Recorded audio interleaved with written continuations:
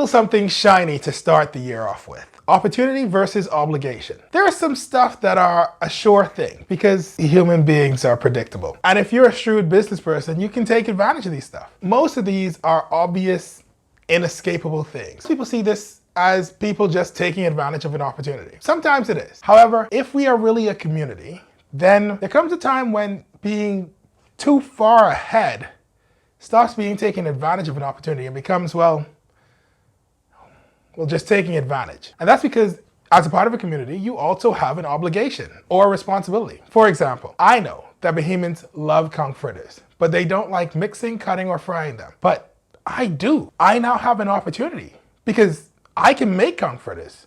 That's my passion. That's what I was born to do. I mean, I can do it in my sleep. And in all fairness, I almost burned down the bedroom, but I did it. However, what if I become so good at conch fritters that I have 11 restaurants and I start mass producing them? And then the environmentalists come, "You're fishing the conch to extinction." At this point, I have to ask myself, do I have an obligation to stop? To make sure that future generations get to eat the sweet, delicious flesh of the majestic sea snail?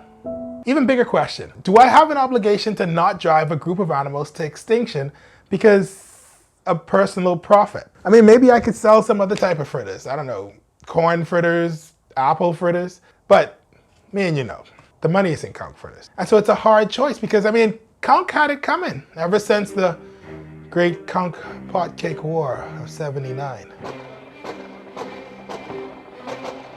Conch had it coming. But then there are other times when we should ask ourselves this same question. Like when the government says you can't import plastic grocery bags after 2019. You had a whole year to prepare. I mean, it's a really good initiative.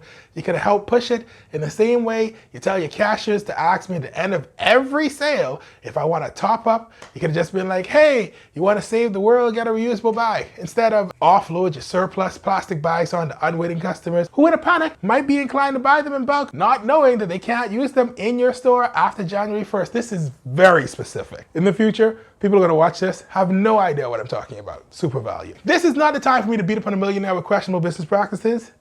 That's next episode. What is the point? I want us to start the year off right. And like whenever we encounter a problem, ask ourselves the question, is this an opportunity or an obligation? Hopefully whatever answer we come up with will help to guide our decisions. This is where I would insert a catchphrase if I had one. I got it. And remember, friends, having holy jockeys don't make you a pastor. They make you a lingerie model. That makes no sense. Can we do that over? I don't want that one.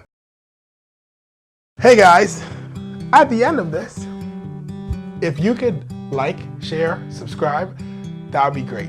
I mean, listen, you could actually send me money as well, but in lieu of that, just like force your friends to watch it. Steal their phone, go like the page, and subscribe on YouTube because that is the only way that you can help me out. But I would appreciate it very much. Why?